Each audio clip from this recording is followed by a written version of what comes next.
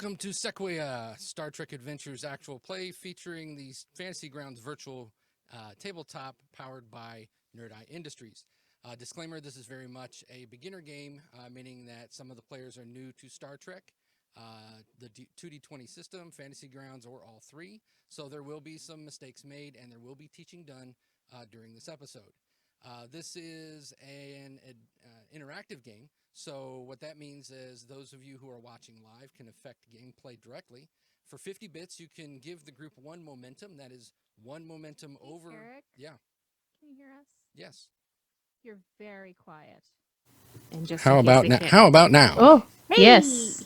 Back. Yes, it was automatically adjusting. Zoom, in its infinite wisdom, was automatically adjusting our audio. Thank you, Zoom. Eric, no mic. Yes, I don't know what I'm trying to follow chat, and I'm like, I don't know what's happening. So, 50 bits! Yes. So for 50 bits, you can affect gameplay in that you can give the players one momentum. That would be one momentum over the normal cap of 6. Let me double check one other thing to make sure that we're getting our audio settings are, let's see here. Sorry, everybody. Okay. Huh. All right. I'm assuming they can hear us now. Yep. Okay. Somebody turn the volume up. We did the old incrementally turn down the volume and then crank it back up. So anyway, yes, you can give the group one momentum that would be over the normally allowed 6 cap. So in an effort to keep this as correct as possible, those of you who are watching and know the 2D20 system, especially the Star Trek Adventures system, and you notice a mistake that I make, and just me, not the players. I'm not going to hold them to any of this. If you notice I make a mistake and point it out in chat, then I will reduce my threat pile by 1 for each time I screw up. So, okay, now with all of that and our technical stuff out of the way, let's go ahead and get reacquainted with the players and the player characters. We will go in rank order, so we will start with Commander Mers. Hi, I'm Rihanna. I'm playing Commander Mers, who is a Trill symbiont recipient. It's been a lot of fun. I'm super excited to come back and play this. Last week, I was a little sick, and it was pretty funny, but I'm super serious now, and Kujera is super serious again. So no funny business from me. All right. Next up, we have Dr. Davis. Good evening, everyone. I am playing Lieutenant Commander Cassie Davis, who is, well, known as Dr. Davis, of course, a human from the frontier colonies who is very excited to find out what's going to happen tonight with Dad. Right. And then next we have Lieutenant Salt. Hi, I was missing last week doing important stuff up on the ship. It's probably a good thing because this mission seems to be having a lot of secrets and subtlety, which Gideon is not good at. But I'm Morgan. I was super sad to miss you guys last week, and I'm really happy to be back this week.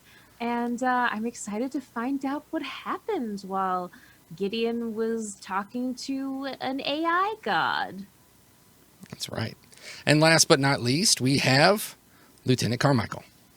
Hi, I'm Brittany Leonagay. I'm playing Lieutenant Carmichael, Lieutenant Frankie Carmichael. She is very new to the ship. She's fresh out of the academy. And in the last episode, her dad showed up, which is embarrassing, probably. That should be embarrassing, right? Also, I'm totally on board with everyone calling her dad. That sounds great. Already on board with that, Leslie, so just keep that rolling. Dad. All right. So yes, last time, just as a quick recap, the Sequoyah was sent. The Sequoyah had sent an away team on a discreet mission to uncover the use of advanced technology by a pre-warp society. Trained Federation observers were on the planet, but they have disappeared. Additionally, Dr. Davis is seeking a rare mineral on the planet that can help with Captain Shen's condition. With the help of Alenia, a local, the team snuck into the Ministry of Energy in search of some answers. Instead, they found Lieutenant Carmichael's dad. So we will begin where we left off, which is in the office of the office of the Minister of Energy. So you had just walked in, and to kind of reset the scene, you had gone into the office. Alenia was like, "No one's supposed to be here. It's the middle of the night," and there was a light under the door of the minister's office. You snuck up there, walk in, expecting to see the minister, and turning around is Papa Carmichael. All right, let me switch to that view. All right. And there we go. Okay, so Papa Carmichael shows up, is in the room for what reason no one really knows as of yet, because he just kind of turns around and immediately looks right at Frankie and is like, "Oh, hey Scout, that uniform looks really good on you." Dad? First of all, this isn't Dad? actually my uniform. I have a much cooler uniform. This is like our undercover uniform. Yeah, It's kind of you dress like embarrassing. locals. Yeah, exactly. We're not in a jumpsuit. Excuse me. What? Are these your friends? Who are your friends? Frankie looks really embarrassed. Not my my coworkers. Dad, what are you doing here? What are you doing on this planet? What are you doing in this office? I was looking for some schematics. You want to help? Sir. Mr. Carmichael, is it? Doctor, but you can call me. Yeah. Dr. Carmichael, it is a pleasure to know you. This is official Starfleet business. I need to know what is going on here right now. Oh. This is a gosh, what's the term? Uncontact planet. It's a class. Darn it, where are my notes? Are you talking about a prime directive? Yeah. And that's what he says. What, prime directive? Yes. You're not supposed to be here. No one is. Why are you in this office? I'm looking for some Technically, schematics. He broke in first, so I'm just. He kind of should get the. Anyway, sorry. I'm sorry, Commander. Hi, Dr. Carmichael. My name is Dr. Davis. Nice to meet you. She Oh, puts out her hand. he looks at you and goes, "Doctor." Doctor. Right. So, I'm sorry. We're just all a bit confused because, well, I think you're not supposed to be here, perhaps, and so we're just curious what's going on. Are you working here? Are you here on purpose? Did someone kidnap you? What's happening? Oh, well, yeah, we were hired to be here. Is this? I guess I don't understand. And he looks over at Mers and says, "You're in charge?" Yes. Okay. So, am I not supposed to be here? I mean, I know I'm not supposed to be in this office because this is not my office. But Yes, one thing at a time. We will address the petty burglary in a moment. I'm trying to understand why you specifically are on a planet that no one is supposed to be on that is a Federation citizen. Am I to assume you are a Federation citizen, Doctor? he sits there for a moment. He goes, "I think that's kind of a gray area. You'd have to talk to my wife about that one." Commander Mercer, yeah, that's a yes. Dad? What schematics are you looking for, and who hired you to be here? you're kind of stepping on my toes. This is kind of my moment, you know, and Oh, I'm sorry, Scout. Am I messing everything up with your new friends? they're not my friends, Jad. Please. Oh, right. Co-workers. Oh, My so, crewmates. Whatever you call it. So back to the question. Who Commander, hired you? I'm sorry, Commander Carmichael. I didn't mean to. I didn't mean to interfere with your mission. Perhaps I should be more forthcoming.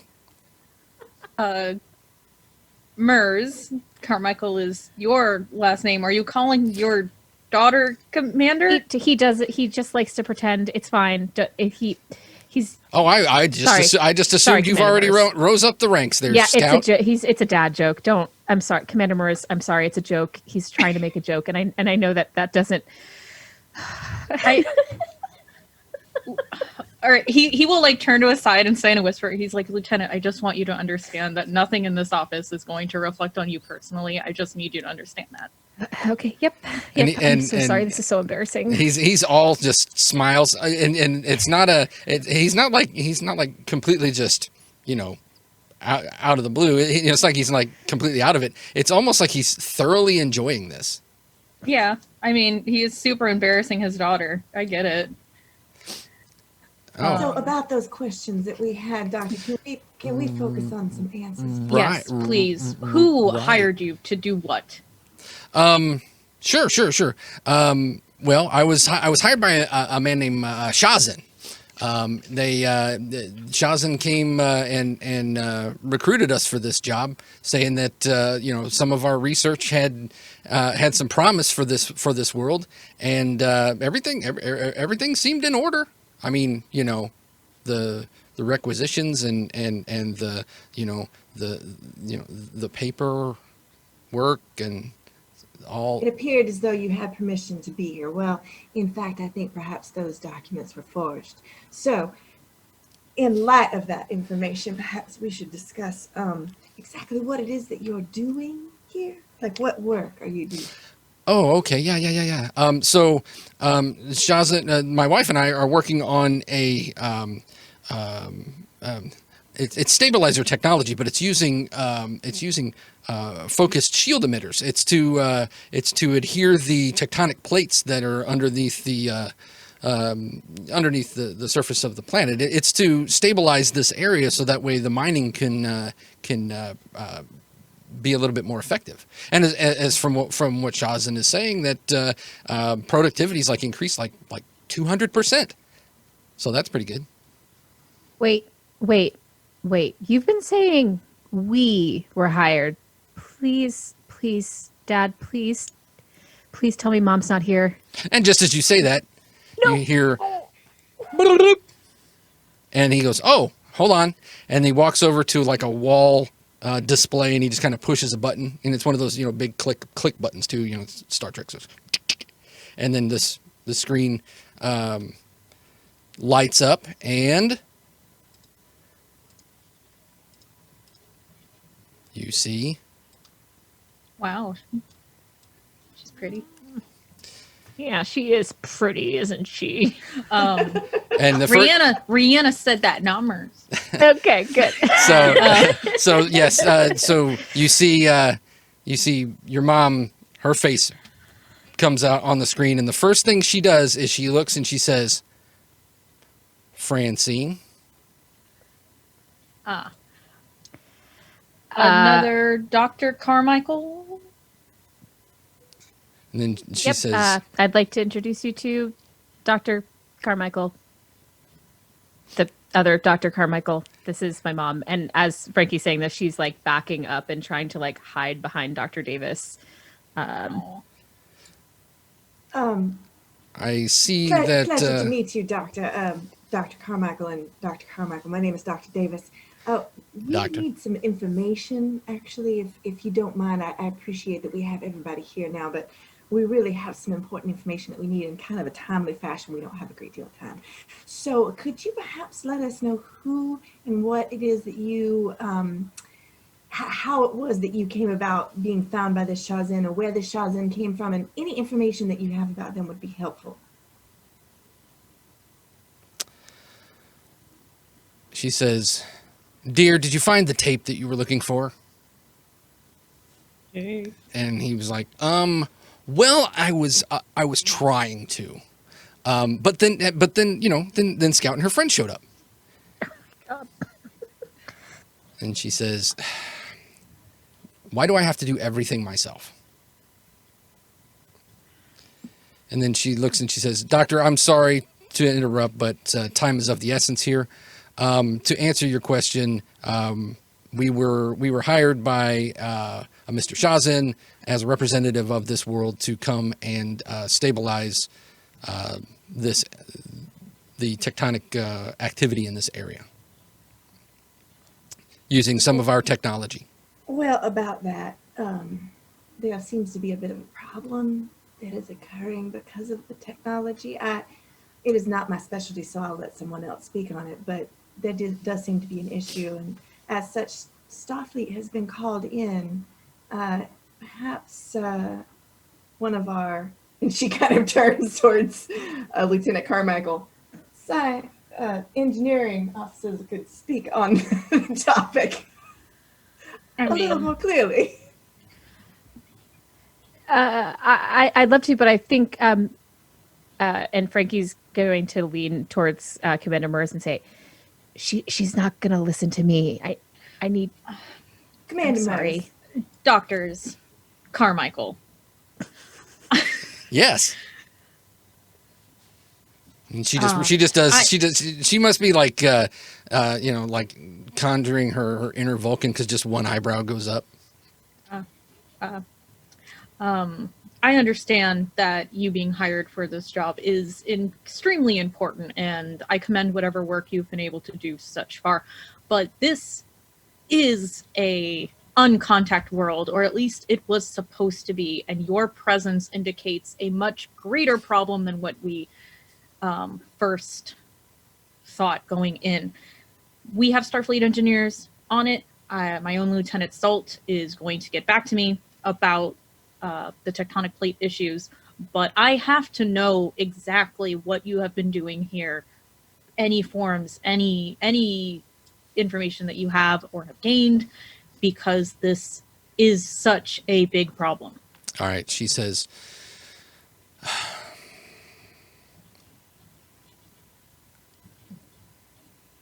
the man that hired us, Shazam. yes,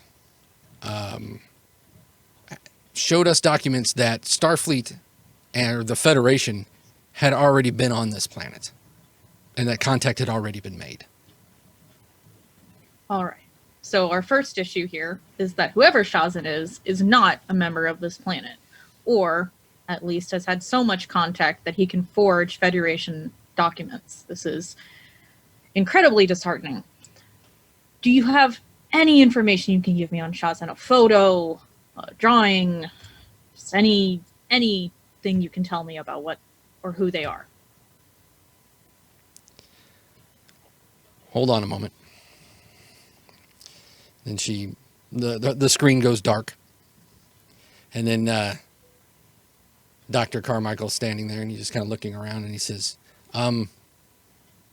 Captain, do you mind if I continue to look for my data tape? Or am I under arrest or something? He's gonna look at Frankie. I mean, he's harmless, really. All right, as long as you trust him. Sure, Dr. Carmichael. But Okay. please don't take anything with you yet. Oh, Not that you're going anywhere right now. okay. Sorry. Um, Sorry.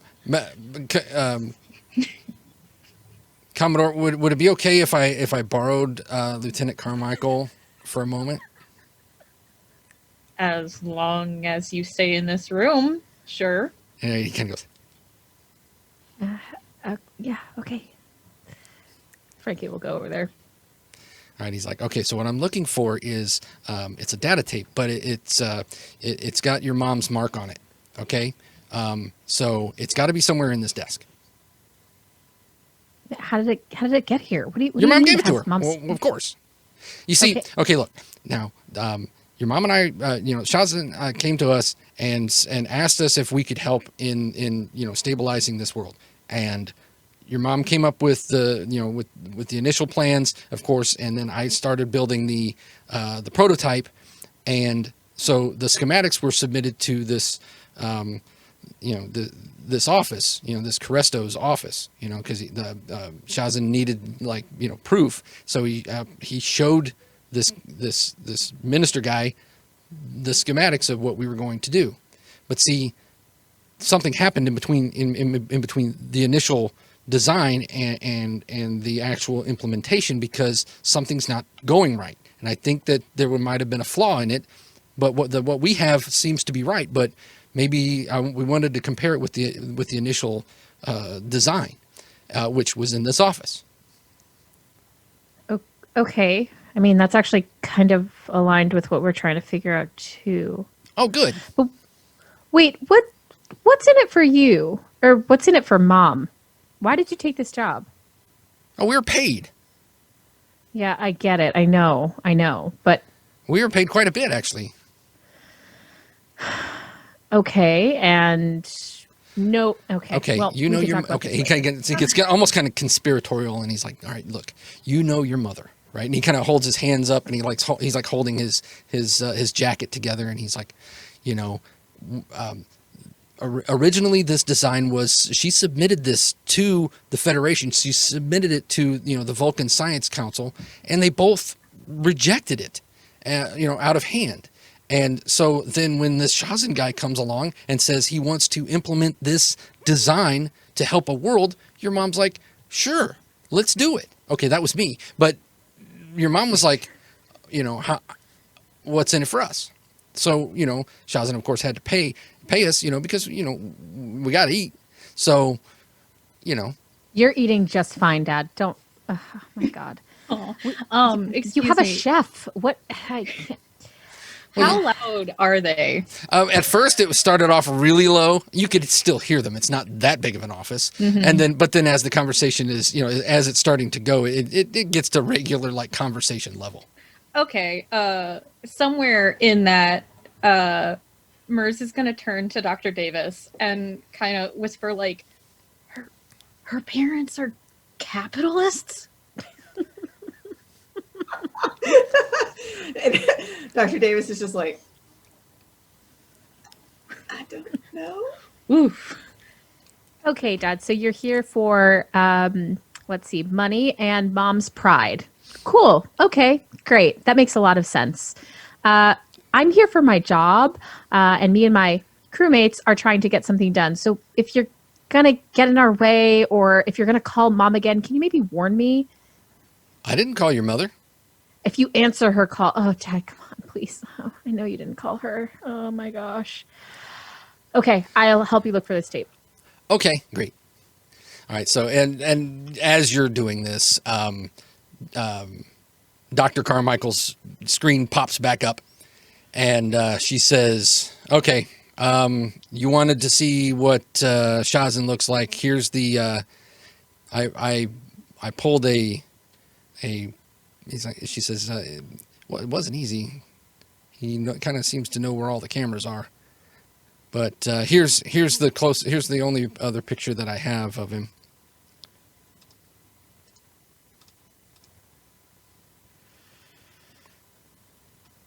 Oh.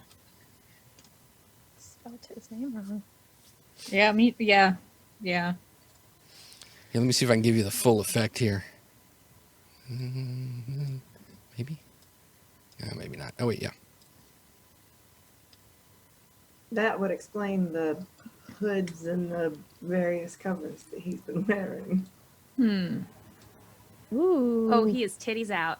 Oh, wait, where do I see this? I'm going to You stream. gotta drag it down. You gotta drag the window Yeah, down. with the another thingy? that thing, you left click and drag. And, yeah. Everybody wait a moment. I need to... Oh, no, I closed it. No. Oh, wow.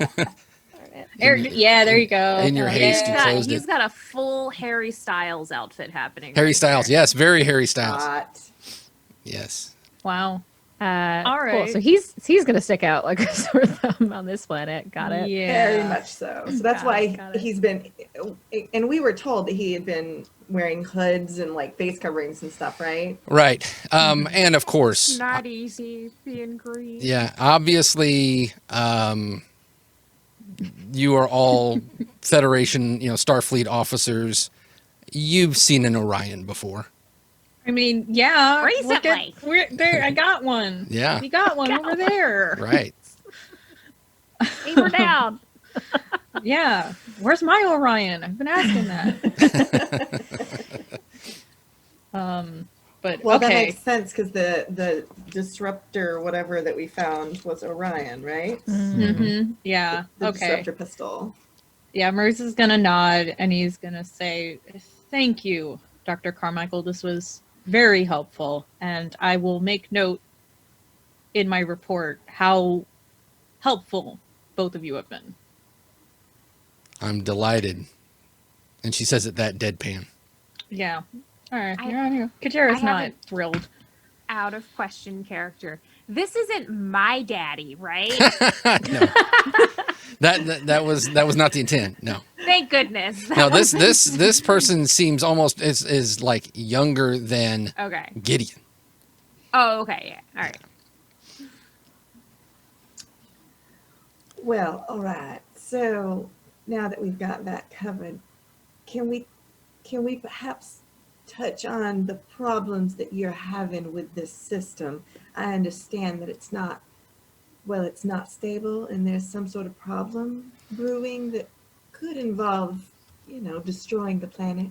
Okay, so Frankie, you're helping your dad. So the other two, Kujera and Dr. Mers, you're both watching Mama Carmichael. I don't know if we ever came up with first names for them, did we? Yeah, I don't Nope. think so. Felicity. Yeah. Nice, Felicity. Wow. I'll take it. Yes. That's good. Yeah, how do you spell that? Felicity, Felity. ICITY. There we go. And I'll take out. Felicity, Frankie. Oh, come on. Dad's got to have an F name. Come on. Fine. How about a beautiful historic old Earth name, Frasier? Ooh, I There you mean, go. he's definitely a Frasier. Fraser Carmichael. Exactly. Yep. That is Exactly. absolutely. Love it. There you go. All right, so Also- there you go. Let's Shout out to your cousin whose handle is escaping me. They've- No. No, they've got Delphi. such wonderful life and personality in these two pictures that it's like I know who these people are just looking at them. Yeah. Wonderful. Man, I love my cousin. I love Frankie's dad. I am terrified of Frankie's mom, which I think Yep, is true. exactly Nailed how it. it should be. Yeah. That's And- what we were going for. Chazin is oozing sex appeal, and I'm sure we're going to have to deal with that in a moment. He looks like and- a young, he looks like a young Jeff Goldblum. actually, That's kind of the Ooh, Goldblum. yes. Yeah, I can see that. young Goldblum. Actually, I said I think the description I gave was young Goldblum mixed with Julian Bashir. Yeah, I can see the Yay! Julian. I can see There the we Julian go. entirely, but that's because I'm just in DS9 hell for the rest of my life. So there you go. There they are. All right. All right. So yeah. Oh, wait, so we were looking for the oh, sorry. The dad. Well, You yeah. So, all so were talking to yeah. Mom. So Yeah. Commander and Doctor, you're talking to Felicity. Yes. I would like for you to roll a discipline, or let's do. You can do either security or medicine, and then whatever attribute you wish to roll. This is to notice something. All right. Insight. Yeah, sure. To kind of like insight, just like intuitively figure out what's going on. Let's see if any of your focuses work. Negotiation. I don't know. That's the one I can Maybe. I don't know what I'm noticing, so I don't know. Yeah, negotiation will probably work. So yeah, we'll say that focus is working on that.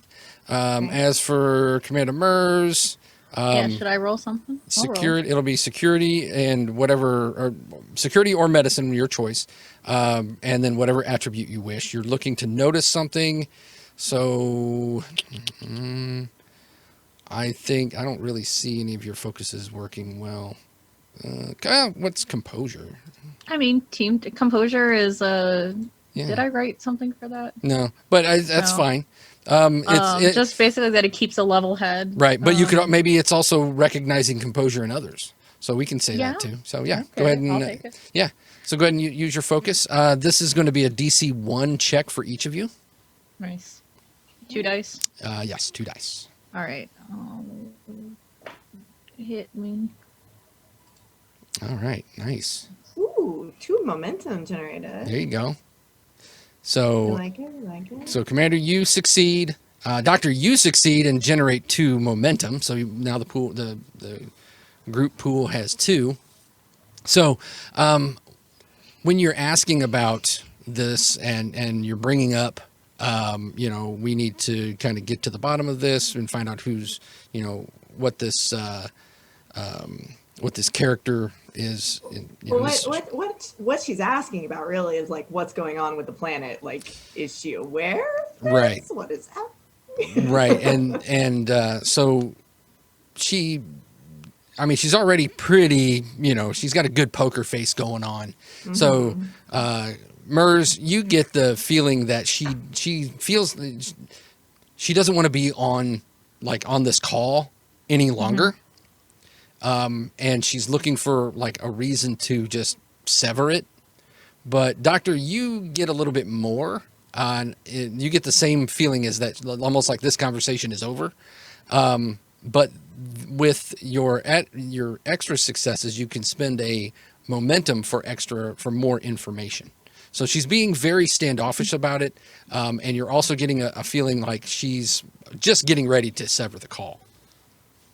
Okay, I'll add a momentum to find out more information. Yep. So you get the distinct impression she is either being coerced or she's being watched from off camera, because every once in a while her eyes will she'll be looking at the camera and then she'll kind of drift, like she's looking at somebody just off of camera. Gotcha. All right. In that case, then Dr. Davis will be like, pleasure speaking with you. Click. Oh. Okay. Wow. Kujera having noticed a bit, but he's still gonna raise an eyebrow at Davis. There's somebody in the room with her. We need to move quickly because probably we're going to have company soon. Wonderful. Carmichael's.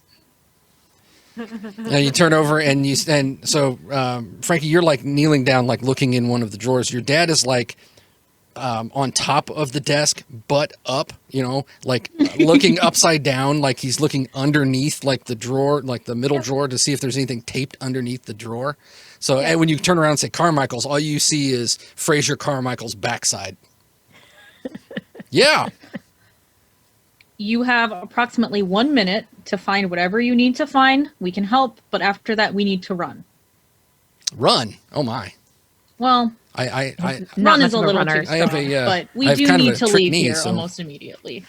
Oh, okay. Yeah. Let's help them find it, shall we? Yes. I played baseball in college and I really messed up Dad? my knee.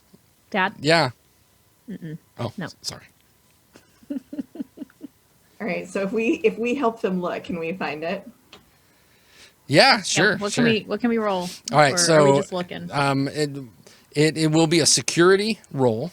Okay. And we can pick. We can have one person as the primary, and then everyone else can assist with 1 dice. And essentially, you find a once over of the desk determines that it is not just loosely laying there, but there appears to be a small safe fixed into the bottom of the desk, and you're going to have to either crack the safe or you're just going to have to crack it open. Okay. Is it a How difficult? DC? It's going to be a how many- DC 2 because it is an analog safe, so it's not like you can like hack it with with a tricorder or something like that. Okay. Who has the highest security? Is it me? It's probably me. Probably. Yeah. Very, very low. Yeah, I got a 3. All you. Okay. All right, everybody, please assist me. Wait, my focus is team dynamics. We're There you all go. working Yep, together. Yep, that'll work. So, all right. So each of the assisting folks, just 1 dice, DC 1, just for an And assist. Can I use a momentum to help me? You may, yes. Okay. I want to make sure it works. I don't play around anymore. That shuttlecraft will haunt me for the rest of my life. I got a success for you to help. Thank you. I rolled. Oh, nice. All right. So, yep. Looks like you, the doctor assisted, Frankie assisted. You I rolled. was not supposed to roll twice. That's My fine. bad. I just took the first dice. Awesome. Thank you. So that means that you got 2 successes plus the 2 that were given to you by your teammates. So you ended up generating 2 momentum. And you crack this safe open just as the door opens. And Alenia, who has been standing there basically the whole time. Oh yeah. She's been standing there the whole time, and she just kind of, you hear her go, "Oh no!" Just as the door, and because she was like focusing on, what everyone was doing, and she was supposed to be like your lookout. Oops. Yeah. Sorry, girl. So she goes, "Oh no!" And then the door opens up, and I don't have a bigger picture of him. Oh. This Caresto walks in, and he goes, "I knew it." Oh God. Wow. Yep. A voice about to right. match his face. Yeah. And he's got what appears to be it's a pistol of some sort in his hand. You're not quite sure exactly what it is. And he says, "Shazin said that there would be insurrectionists trying to break into my office, and he was right." And then he looks over at Alenia and he says, "And a traitor." Not a traitor. We definitely had her to gunpoint up until right now. Funny enough. Are you trying to deceive him? Yeah. Okay, all right. So that actually is a contested roll. So we'll do that. Okay. Can I use anything for it? Well, yeah, you can use whatever skill or attribute you wish. Okay. Well, I'm going to use command because Okay. it makes sense, not just because it's my highest. And then, does that count as diplomacy? Well, I guess there is lying in diplomacy. It's a lot of lying in diplomacy. Yeah. So I would say yes. Yeah, and I'm going to use a determination too, just because I can. So how do we use? I just press the button, right? Yes, Yeah, near the dice. okay. Yes. I clicked it. Okay. Now I will Okay. roll to. It's a DC 1, and it's just a roll off essentially who gets the most successes. Okay. He has. Get rid of that.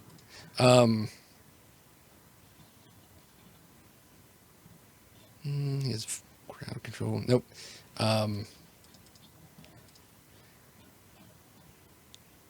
So he's just rolling 2 dice. Okay. Oops.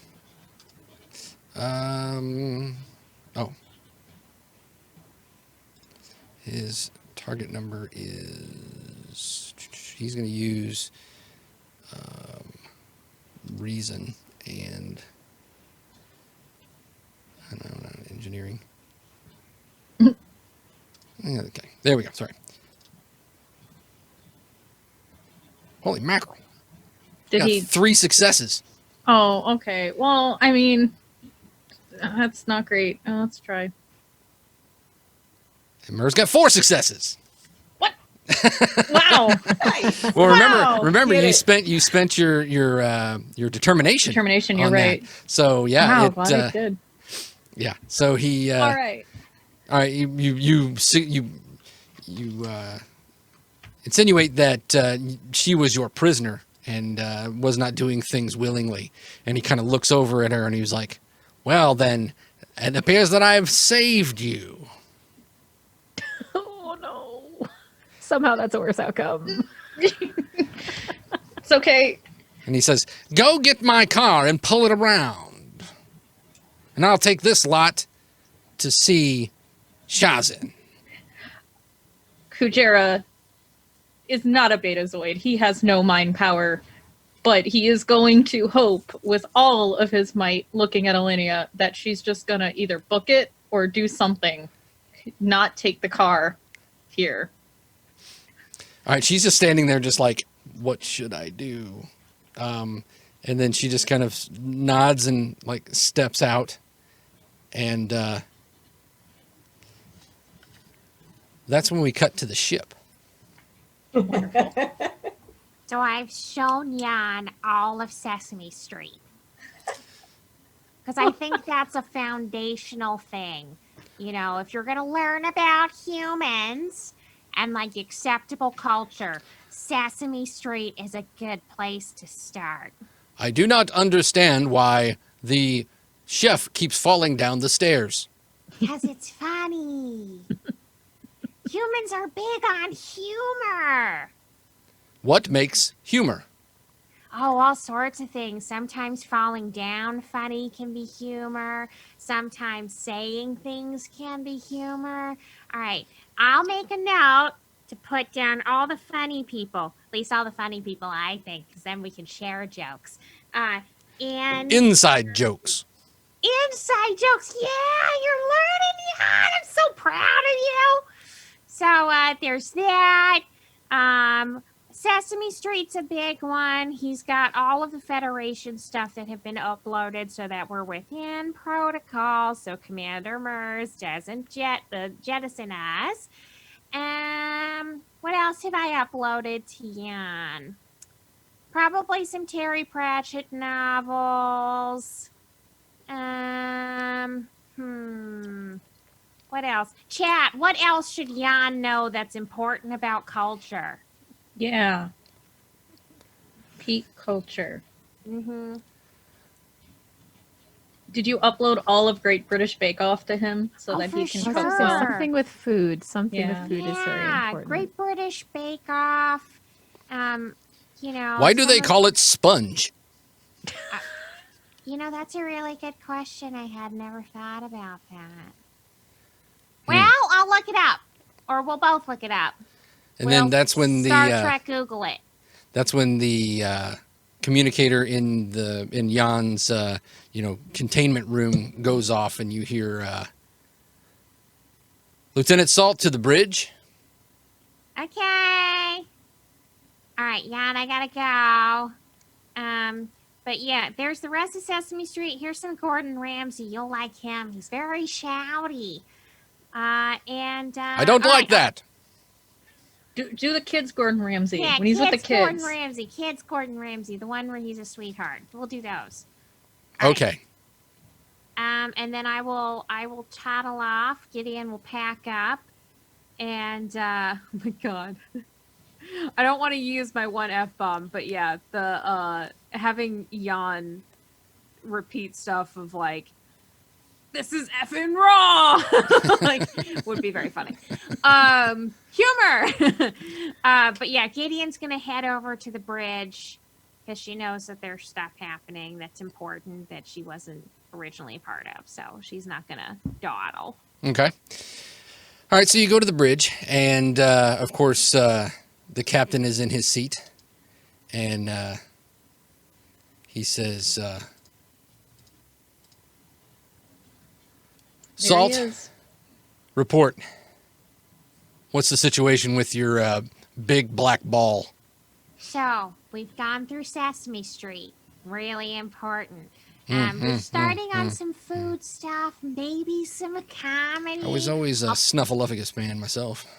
You know, that's a good choice. I do love a big bird. But yeah, that's been really going well. He still at times has some grumpy moments, but any person going from like a huge overstated size of their importance to a lesser size of their importance might be going through some growing pains. So we're gonna take it one day at a time, I think. Well, I'm taking your word for this.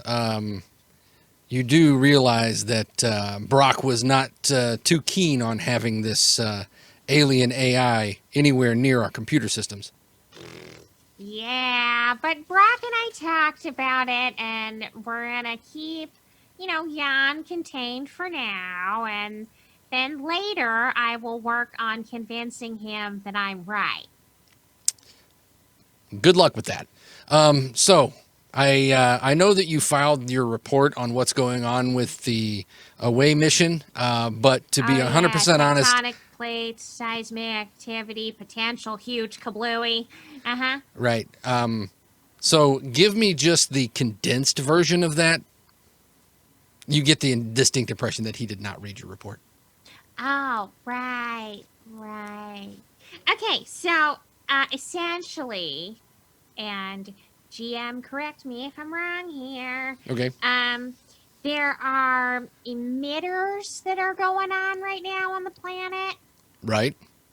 Okay, and those are bad because they suppress the natural tectonic movement of the planet. And then all that energy's got to go somewhere. Right now, it's building up like a little popcorn bag. And then over time... popcorn, yeah. Yeah. Either you open the bag, you get some delicious treats out of it, and it's fine, or it explodes. Your whole microwave, your kitchen, kablooey. Or the emitters break. So either the emitters break or the planet breaks. Gotcha. Yeah, I think we're all hoping for the emitters. Well, the away team hasn't checked in, Oh, so we're going to try and make contact with them. okay. Do you need to be on planet to help stop this? And he's nodding his head. Yeah, I think I do.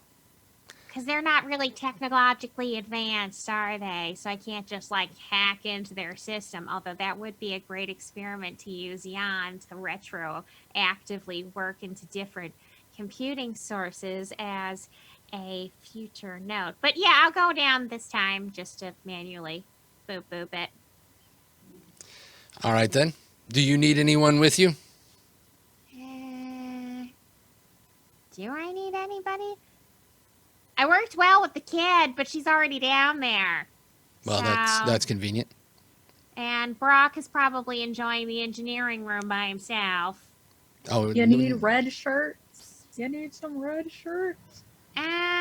She's gonna look at her own red shirt. I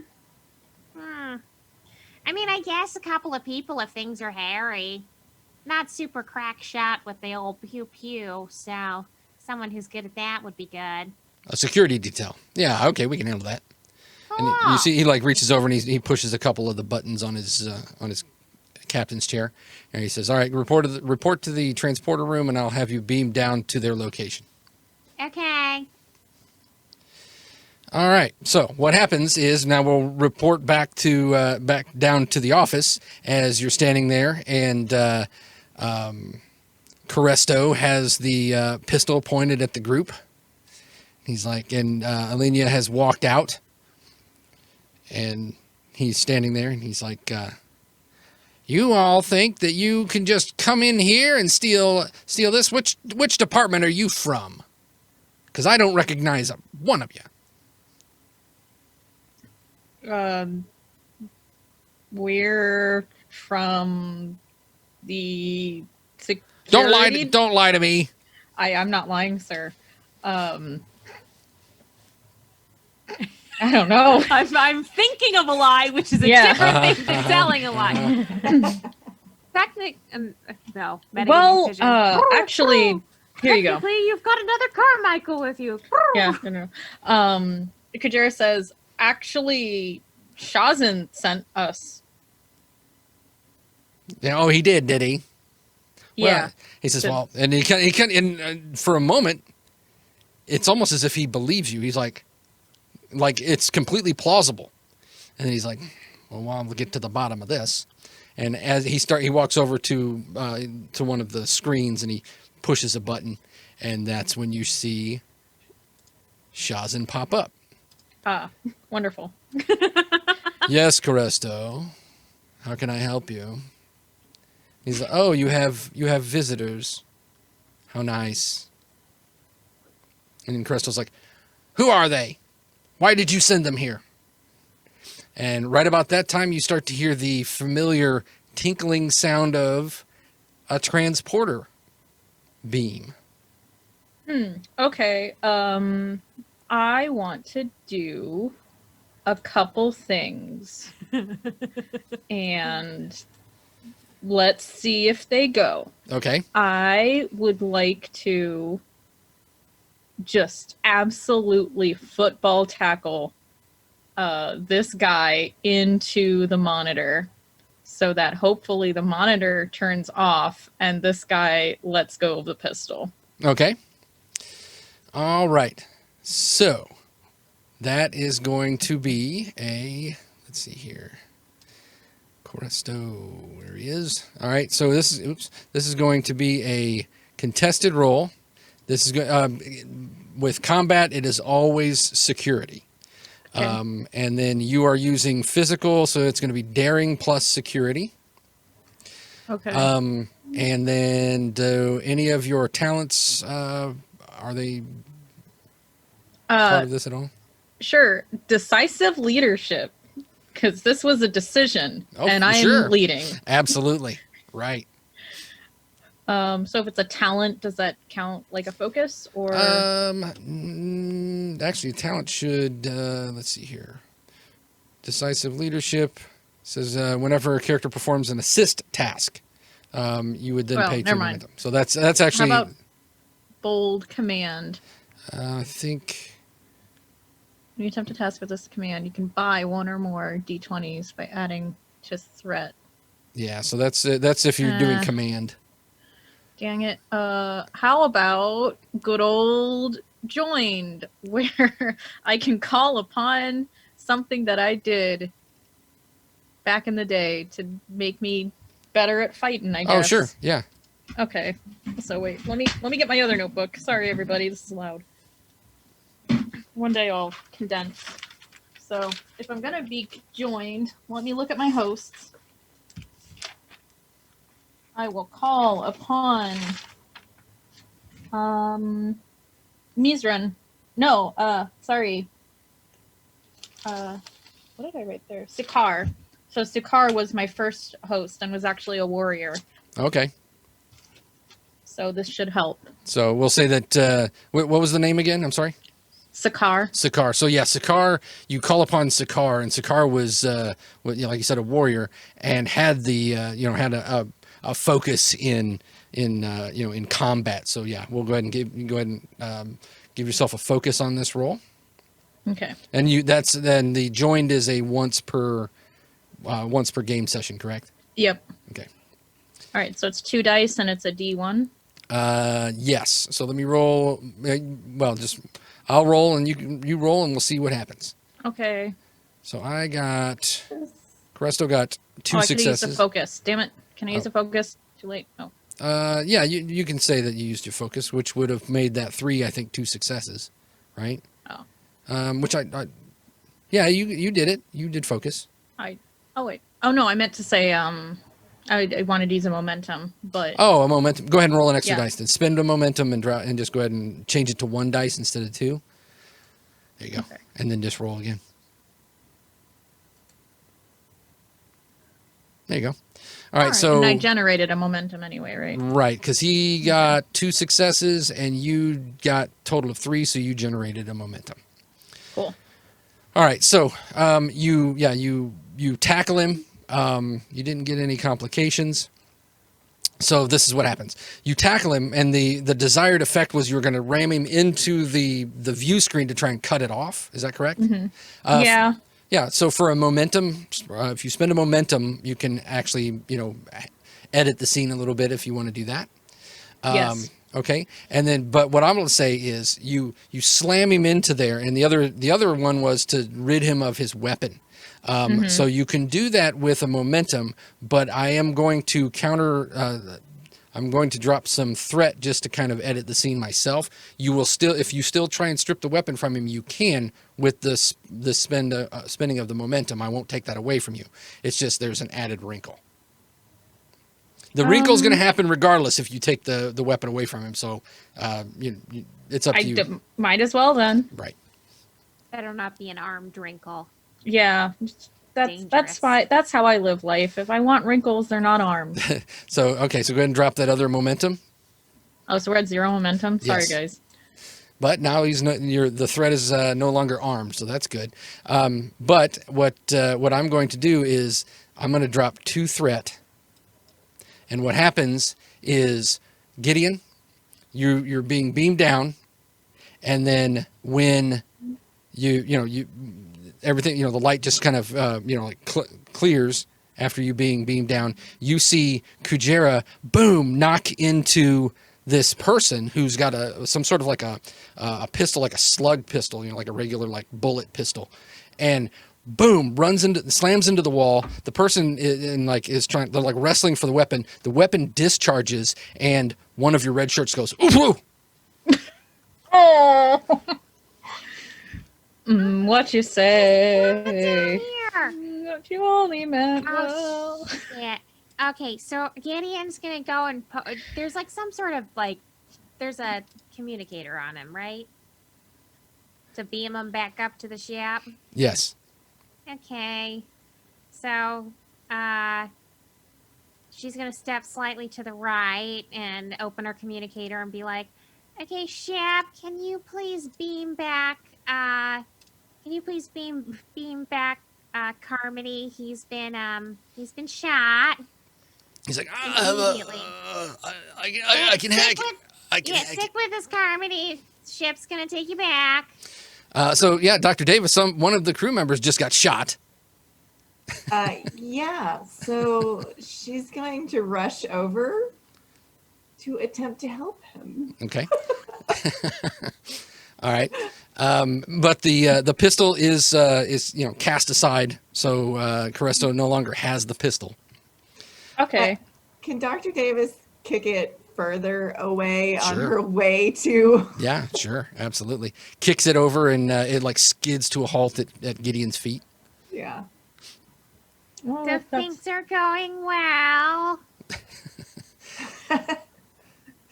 We need your help, just real quick. I'm gonna try and keep him alive, though. No worries. Yeah, priorities. And Frazier is like, gun, and he rolls over behind the desk, and he's like up underneath the desk, and he's reaching up and he's pulling at Frankie like, gun. Frankie goes, but on her way down behind the desk, she's like, "Oh, Gideon, that's my dad. This is my dad." It is. You see a hand come up over the thing and just kind of waves. I am never not coming on a ground mission ever again. There's tackling, violence, guns, Frankie's dad. Is this guy knocked out, or is he awake? He's awake. You've knocked him into the. He's certainly not. The fight is out of him. He's not a combatant. So he, ramming his head up against the view screen, and it so you like cracked the screen and everything. Not like, it didn't shatter, but there's some cracks in it. It's completely shut off now. Awesome. And he's laying there and he's like holding his head. He's like, oh. Yeah, that tracks. He seems like the type. Okay, Kujera will stand on his, not stand, kneel on his back and I guess gooseneck him and just hold him down and be like, Man, I don't even know what to do at this I point. think I have a bulging disc now. Sure. Got a file for workman's comp. Do we have like Tie him up. handcuffs? Yeah, Grab something and that's what I tie was him up. thinking. All right, so I'm gonna attempt to save the guy who's bleeding out on the floor. Yeah, sure. Yeah, is he did Kujera like fatally shoot him? I'm so sorry. What is And no, my Kujera DC? didn't do it. It was Caresto, as you were wrestling the gun away Yeah, from him, he but shot him. Kujera's action. Oh, well, okay.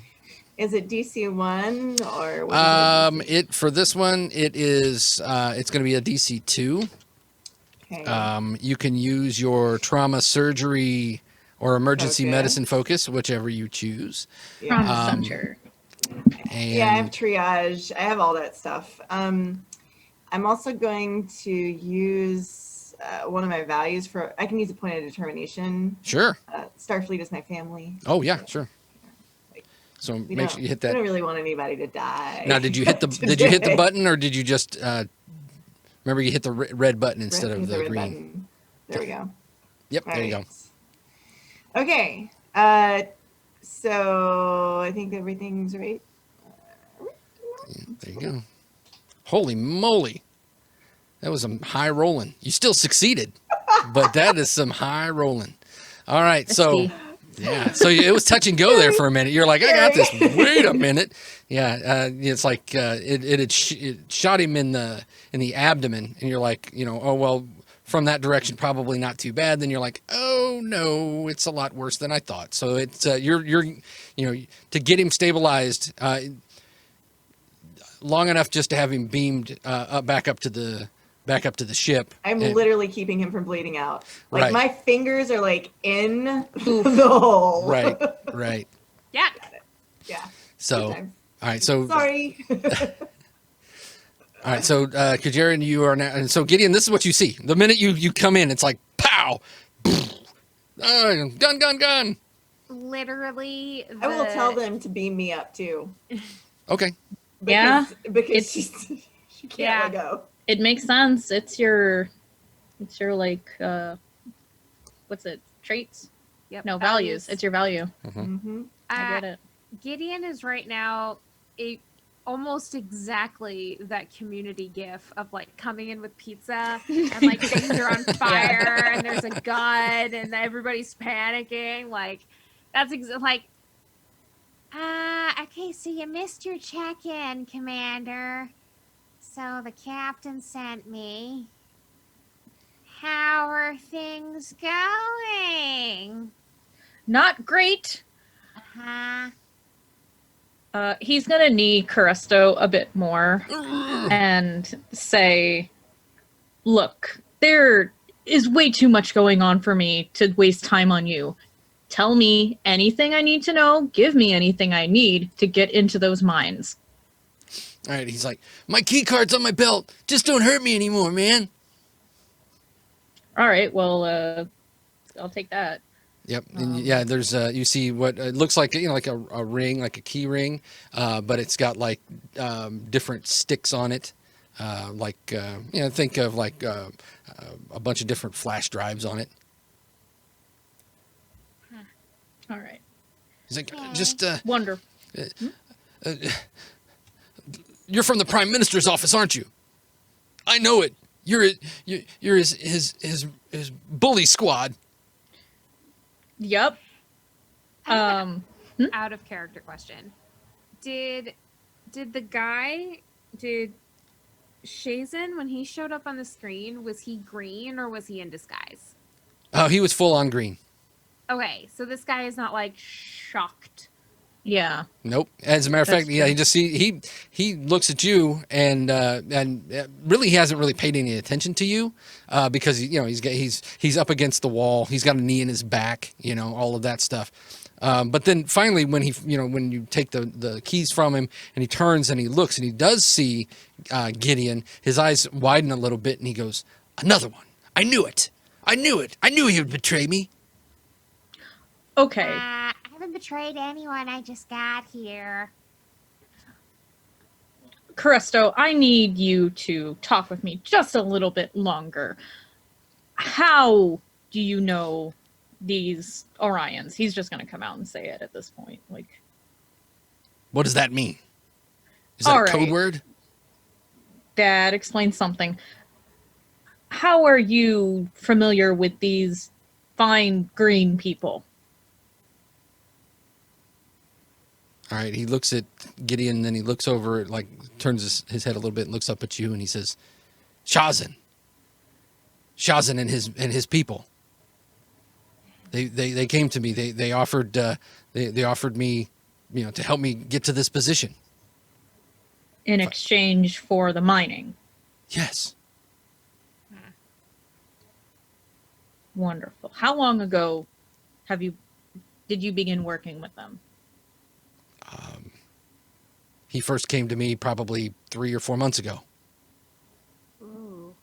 Have you guys been mining that long? And then Fraser kind of pops his head up and he goes, "Well, not technically, no. The mining actually has only been going on for a few weeks. Oh. It took us a while to get everything implemented." Oh, so you guys are doing the mining? He looks around like, "Oh, yeah. Hi. Hi, I'm Gideon. Hello. I'm Dr. Carmichael. Oh, okay. Nice to meet I'm- you, Frankie's dad. Uh-huh. Nice to meet you too. So, Uh, Scout, this is another one of your friends? Technically, we're co-workers. Oh, yeah. Coworkers. Aww. I would say that she's That was my genuinely friend. sad. Well, I mean, technically we are coworkers, but she is my friend. She's really good at her job. Oh, that's good to hear. Yes, yeah. Anyway, Actually, Lieutenant Salt here probably could help you out. Dad, you were trying to figure out that thing earlier. Are you Starfleet Engineering? I am. What gave Oh. it away? Oh. She's like covered in grease. This is absolutely the community fire scene because Kujera's kneeling on a dude. Yeah. The guy's bleeding out. You guys are having a nice conversation. All right. No, but wait, back to my point. Are you guys doing the mining, or are you guys trying to fix the seismic activity? Or both. It could be both. Well, I mean, yes, we initially set up the emitters, and then once the emitters were in place, we were working on ways to effectively amplify the mining techniques. But I was just kind of doing that on the side because that's not really what we were hired to do. So did you study under FEPS, yeah, probably FEPS, right? When did you get out of the academy? So let's study under FEPS? I I don't know. I just make it up. I don't know. FEPS was one of the guys, but there was another professor, Schweppes. I was under Schweppes. not FEPS. Schweppes. And he kind of sits there for Schweppes. While he's repeating Schweppes, Kujera is going to loudly say, Dr. Davis, have you made contact with the ship yet? Yeah, Dr. Davis, you've stabilized the patient, and you've been beamed up to the Oh, okay. She has been beamed. So- Wonderful. Yeah, you see them Just to disappear. clarify, that was was that the security officer that came down with Yeah. Gideon? It was Yeah. Got just it. the So one. they're just right back up. Yeah. We only had one? Yeah, they only sent the one. Oh, okay. That was fun. Okay, got it. So now we're down a doctor and our security That's that the just came. fastest red shirting I've ever seen. Wow. Put it in the books, guys. Right. Okay, so Schweppes. yeah. Schweppes. It was a while ago. Oh, Honestly, okay.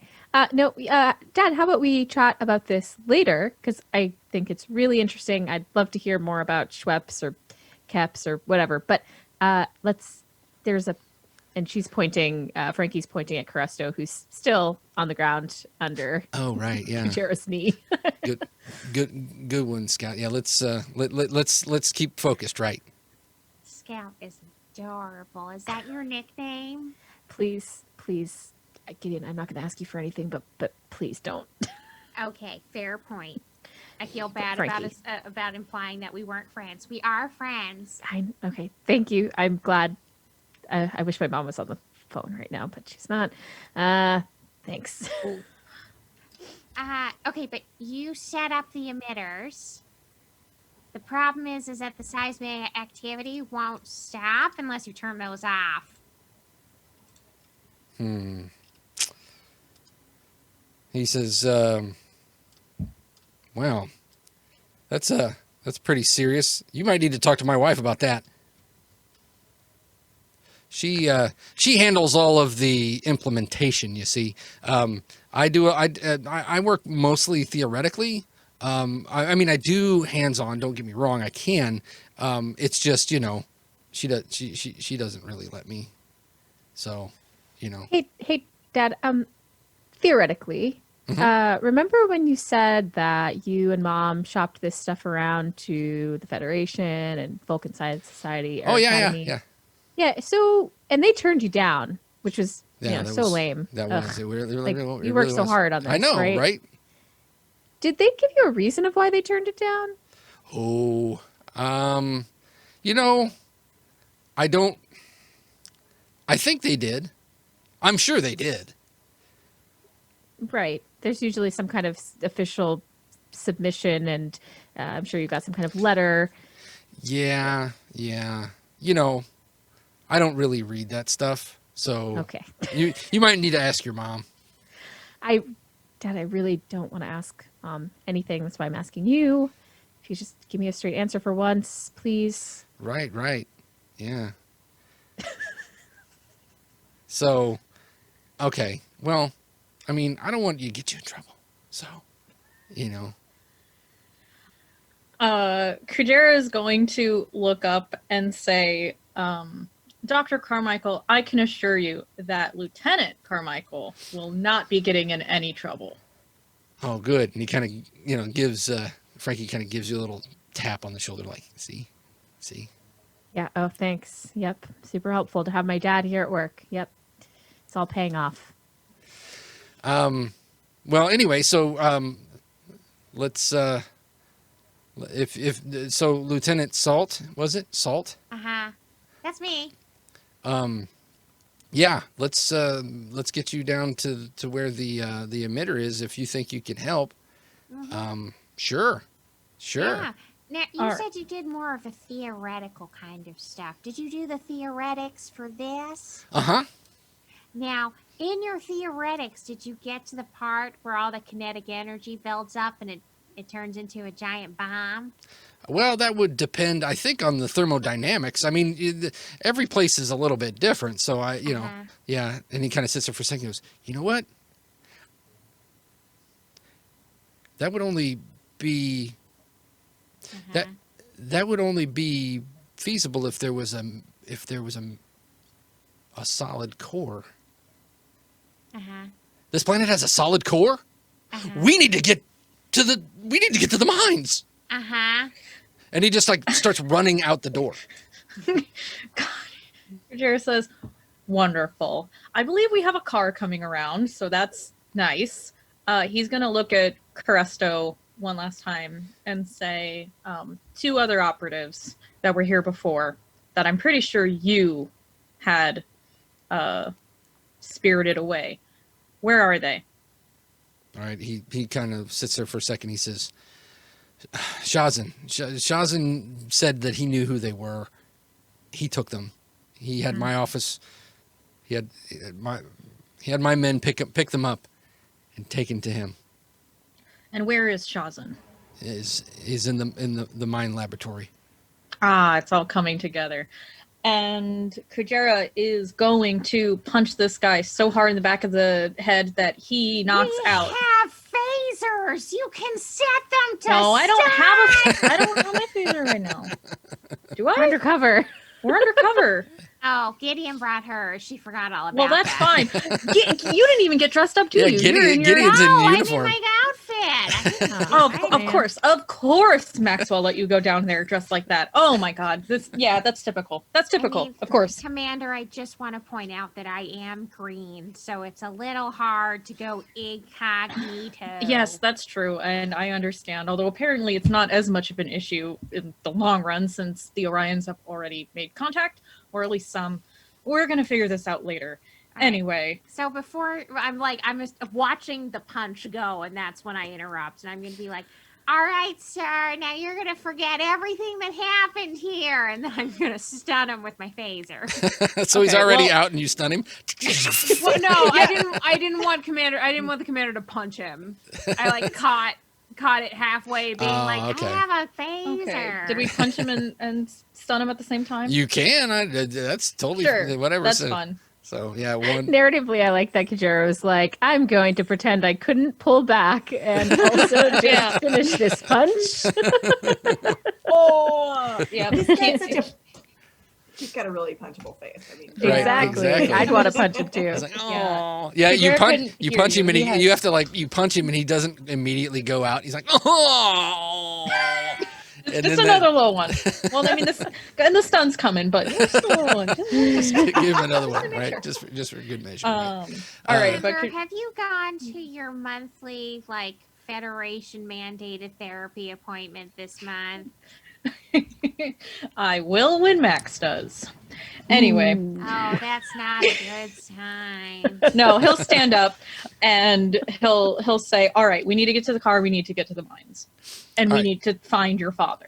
To the mines. Yep. All right. So, Doc, you get up to the ship. Of course, there's a medical crew waiting right there at the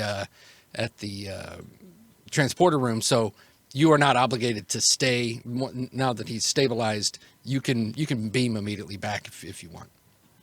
Actually, what she's going to do is she is going to she can speak directly to Lieutenant Carmichael on the planet surface, right? Yeah. Can Through she- the okay. communicator. Yeah. Yeah. So she's going to use the communicator, and it's kind of like the communicator's like this, and because their hands are like That's good. That's good. a little bloody right now. So Yeah. So also, actual projectile weapons, like Ultrajet said, absolutely barbaric. What a planet. absolutely, she's like, this is unacceptable. One of my crew members is not dying from a bullet wound. This is not going to happen. So Yeah. anyway, she- What is this? Yes, what is 1800s? God. So she's like,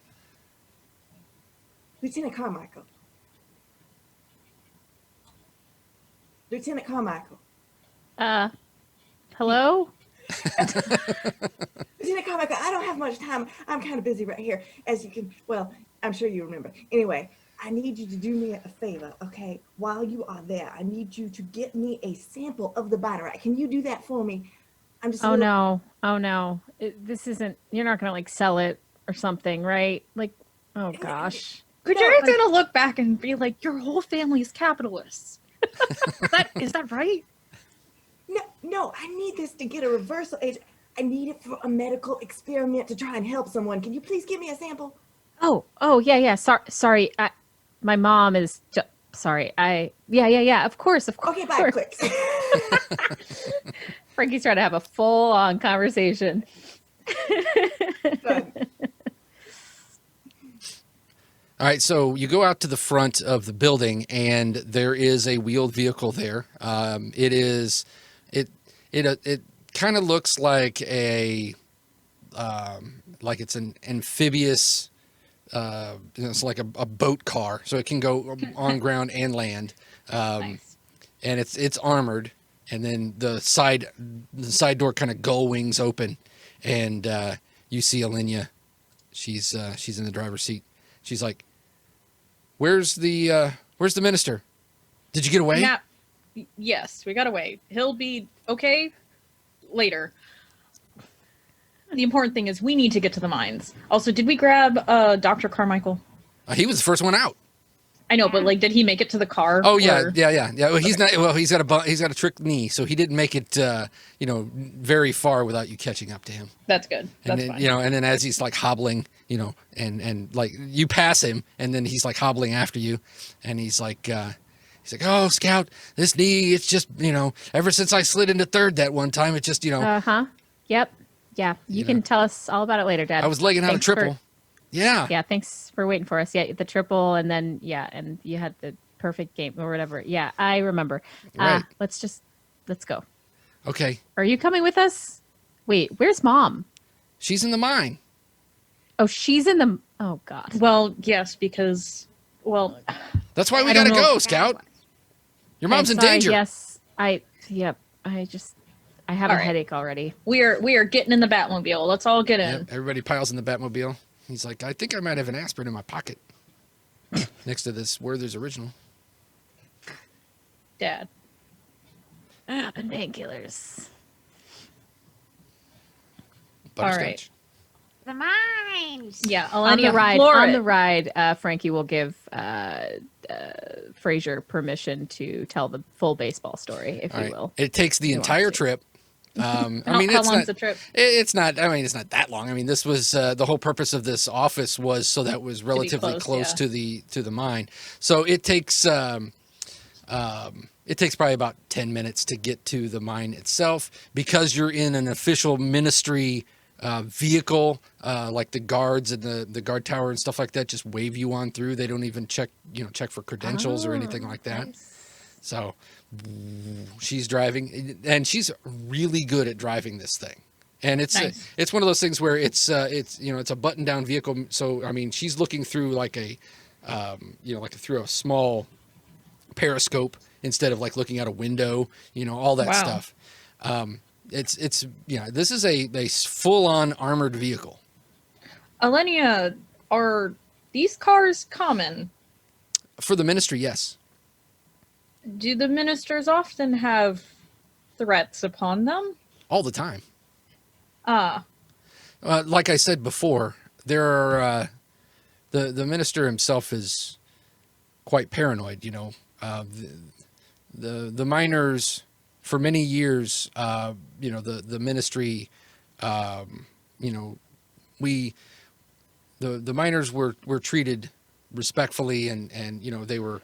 They were valued members of society, and then when Cresto took over, things changed quite a bit, and conditions got much worse and dangerous, and especially with this new technology and this new way of mining, a lot of people, they were hurt. Sounds like it's time for a union. What's that? Ooh, boy. Is that a marriage? Okay. no. I will Uh, explain. Gideon can explain what a union is in the 2.5 minutes that we have outside of the baseball story. Okay. Gideon's very interested in the baseball story. Yeah, and while Alenia is telling you about this, is when Fraser is regaling you with this baseball story, so he doesn't hear any of what she's saying, or doesn't seem to. Poor Frankie is the only one having to listen to the baseball story. No, Frankie's not listening to the baseball story. But No he one is is. going Aw. to interrupt her dad for a moment and say, "Did you hear that? You mentioned the productivity was up by, I don't know, 3,000 times or something. Percent, It's at dear, the- percent. 3,000. Okay, at the expense of the people who live on this planet. They're getting hurt. They're working themselves to the bone. Is that something? Do you even register that in your mind? Well, that doesn't make any sense. We're trying to automate the whole thing. Why would more people? How could people get hurt if we're automating it? I mean, I Because can it's understand if they dangerous. were You mad. remember the danger that was happening, right? The danger, and the whole planet maybe will just go. Do you remember that? Also, people got to build the automation thing. And then once they build it, there's their job. That this mine helps this whole town. I'm just wondering if that ever crosses your mind while you're, kind of doting after mom. I mean, this is the first time we've ever really gotten down in the dirt with it. Down in the Yeah, dirt. I can tell. But yeah, dad jokes, got it. I mean, normally we just come up with the tech and people just kind of go from there, but I mean, I see what you mean, Scout. It is a dilly of a pickle. Such a good phrase. Sure is. Who was Sure it? is. Je ne Sasquatch. Je ne Sasquatch. Wonderful. Frankie's just relieved that her father seems to still have a soul in there. But she probably has to make this case to her mom more than anything. Just wanted to make sure he heard what Lydia was saying. Yeah, and you know your dad well enough to know that he heard it, but his devotion and he kind of sees things with blinders or with rose-colored glasses all the time. So. All right. All right. So we make it to the mine. Yep, you make it to the mine. The mine or the vehicle pulls up into this. I mean, it's not like it's not like you stop at the mouth of the mine and get out. It's a full on. You drive into this mine, down into the ground, and to this large area, and you can see that they've started completely like excavating like down into the ground. And you can see that there's like there's like third shift people down there working, and then you can see that there's looks like some people are like putting rails up for whatever automation that they're working on and all that other stuff. Not a whole lot of people are paying attention to. Obviously, this is an official vehicle, so people just get out of the way or whatever. And it being third shift, I mean, there's not a whole lot of like administrators and things like that around, so nobody really there to mess with you or whatnot. And then so as soon as you pull to the stop, that's when Fraser gets out and he's like, come on, we need to hurry. And just as he says that, there's a slight quake. And then like you hear people like, like holding on to the safety rails and things like that inside the mine. You hear people like yelling, "Ah, ah!" And then you hear someone say, "It's getting worse." It's like, what? It wasn't supposed to be like this. Is there like a big red evacuate button, conveniently? Smash glass in case Fire of alarm. catastrophe. Yeah, well, yeah. There's definitely like an emergency alarm system and all that stuff. Sure. All right, yeah, let's smash that. Okay, so you smash the glass. Whap, whap, whap. All right, so the emergency alarm starts going off, and Fraser's just like running into up to this like these steel doors, and he's like fumbling around like he's looking in his pockets and stuff. He's like, where is it? Where is it? Where is it? What do you want Alenia to do? She's really not just sitting in the car. She's like looking at you like, do you want me? Alenia, you should probably get out of here. Get people out of here. Yeah, if you can evacuate people, get them into your car and take them. That is wonderful. But first and foremost, you need to get to safety. Okay, what about you? I can't leave you here. Well, you can come back once everything is safe. That doesn't make any sense. What? I mean, we're going to make it safe. Yeah, we're gonna be fine. All right. Kujera, she grabs your hand. She looks at you and she says, "Don't do anything stupid." Oh. I don't try, but thank you. He will shake her hand awkwardly and like both tell her hands, to like, go. Yep. Yep. All right. And then she looks over at Frankie and she gives you a nod. I like the idea also she's never seen a green person. It's just like, It's just fine. Yeah. Hello. All right, so then the alarm's going off. She gets in, and as you all walk up to this big steel door, you can hear her. There's like a loudspeaker on the top of this vehicle. You can hear her voice, and she's like, "Everybody in here, everybody! If we're full, just get up on the vehicle, and I'll take you out." Nice. So she is in the process of trying to evacuate the third shift. When we started, I said Kujera was wearing a stupid hat. He's going to take the stupid hat off. Just so everyone knows. I've been thinking about that. Now's a good time to take the hat off. Okay. after that handshake, he's like, I gotta be hot. I can't be hot. Just like there's no way to look hot in like this shit. But, There you go. I mean, She's back. that's not the. Yeah. What was the stupid hat again? Sorry, I don't even remember. What Well, I kind of said- hat was it? We had to wear something to like cover the that's trail right. mark. So he was Yeah. wearing like a weird thing. Yeah, that's right. So he's just gonna rip that off. I like how Eric also is like, oh, you guys gotta blend in. And both, as soon as you guys got on planet side, and you're like, oh, I have my hair a different way, or I have my tattoos covered up. He's like, facial tattoos are totally in vogue. And also there's a girl with the exact buds. It's like, Yeah, you know what? It's fine. Frankie's still upset about that. This has been a very traumatic trip for Frankie. Yeah. Honestly, from start to finish. Hopefully not to finish, but Point of order, Kujera's spots are natural, and yes, they go all the way down. That's canon. That's canon. Dax says that. All right. Aline is going to have to find that out in canon. We'll see. oh, spicy, spicy. Sorry, before we continue, Eric, I just want to. Frankie now has a new mission to get some binarite. Okay. While this evacuation is happening, can she like assess the scene to just see if that's Yes, absolutely. So, what you know what you know of where you're going is a research lab. So they would have samples and things like that already Cool. So in there. she'll- You don't have to go that's like what she dig would- one up or anything like that. great? So when she got the call, she was like, "Crap, I don't have a pickaxe. Like I don't." And then on the drive, she was like, "Wait, I could probably get a sample." Her first thought was like, "I need to start mining." What? Now, Star Trek. Dr. Davis Minecraft. totally would and could, but Frankie, not gonna happen. Punch the rock. Yeah, she's like, "Do I just scrape at it? What do I?" Rock punching. All right, so you make your way into the laboratory, and it doesn't take you very long to find the main where the like the emitter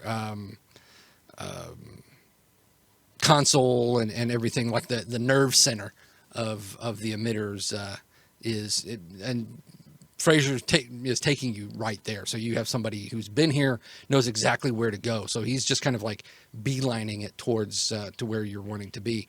And unless you stop him for any other reason, he's just going to walk right in.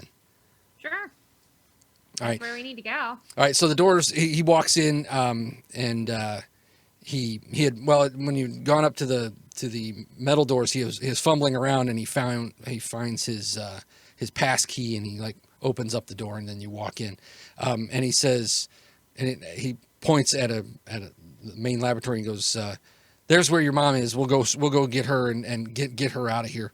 If this place is gonna blow up." Well, let's try and prevent blowing up. Oh. Is there a place where I could do some magic, GM? Some magic. Some engineering? I don't know. Mm-hmm.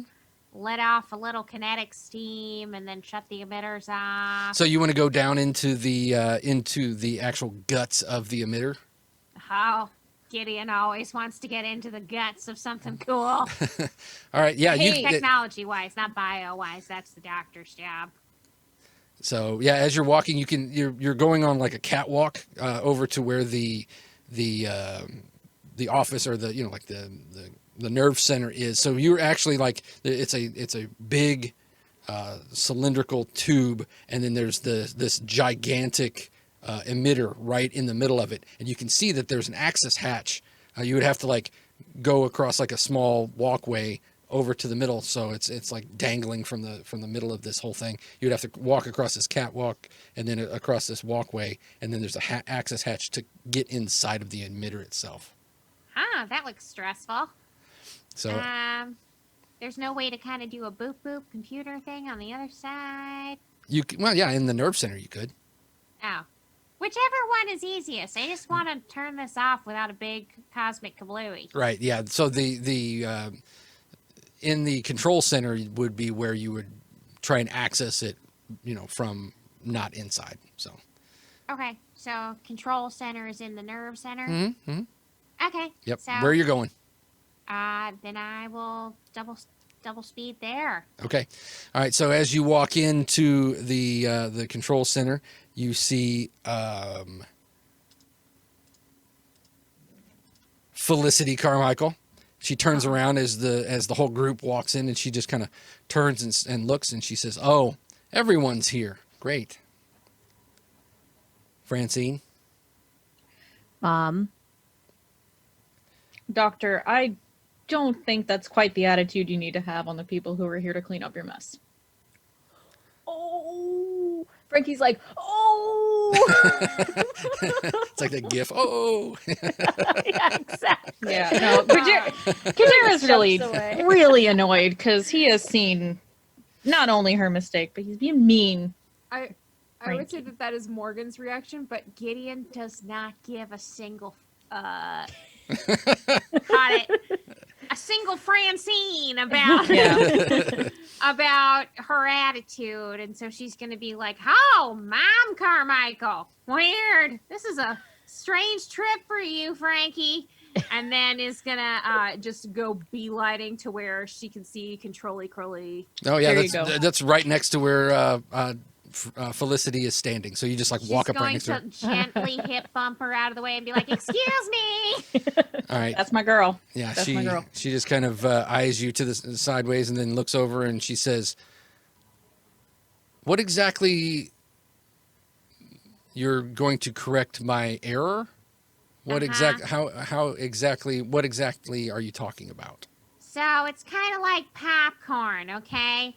You, with these emitters that you installed, the thing about them is that when you have a planet with a solid core, like this one, you can't put an emitter in place and do a bunch of mining, causing vibrations, and then the tectonic plates get a little bit of kinetic energy built up, and then we get a big kablooey. All right, she says, you can cease with the fourth year academy lesson." Okay, if you understand it, then I don't understand why you didn't understand it. So that's why I was explaining, because if you understood it, you would have done it. All right, so anyway. Fraser says, Kitty, it's a solid core. It's a solid core, Kitty. And she goes, "What?" Uh-huh. Back at the beginning of the fourth year, I said that. You weren't paying attention, but yeah. All right, and then she kind of sits there for a second and she says, "We need to get out of here." And Fraser goes, "I know." Can I... Is there a way for me... Does Gideon know if there's a way to, like, turn it off or just let it blow up in a small way? I don't want to blow it up in a big way. Yeah. Yeah. What can we do? Is there anything too with the difference in the schematics of like what they intended to do and what they didn't, or is the difference of the solid core the only thing? You could do an analysis of that. We could say that you were probably doing that in route. While ignoring the baseball story. Right, Uh-huh. exactly. Okay. So yeah, let's go ahead and do that. And then Gideon, you are you're trying to access this computer system to see, and it's a very, like I said, this place is not it's not very computer savvy. So it looks like the Carmichaels had very likely had this built specifically for this purpose. Uh-huh.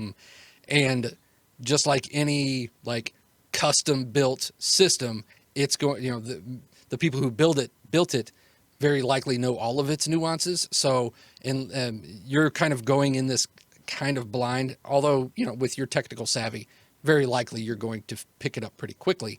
And Felicity Carmichael is not offering you one shred of help. So That's you're not, okay. you're not getting, Well, Can I take a poke at this? And then he said FEPS, right? That was the FEPS. teacher. Mm-hmm. FEPS. She's gonna be like, "Oh yeah, FEPS. Uh-huh." And it's got it all over here. Okay. Kujera is going to like stand near the door and look at the doctors and say, "Doctors Carmichael, you are not leaving here until we fix this. And if we can't, then," and he's going to lift his badge up and he's going to call and say, just like very, very quick rundown of what's going on. And basically like, if I call you again, it's to beam up 6.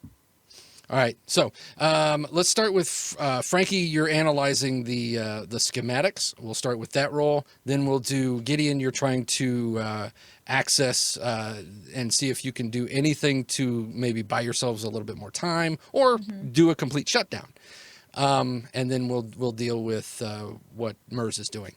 So start with Frankie. So you're going to this is going to be a science check. Because you're looking at schematics, you're looking at, you could do engineering if you wanted to, but you're looking more at, at theorems and things like that of what they were working on. So I would say science is probably your best bet. What attribute are you going to use? Reason. Okay. Do any of your focuses apply?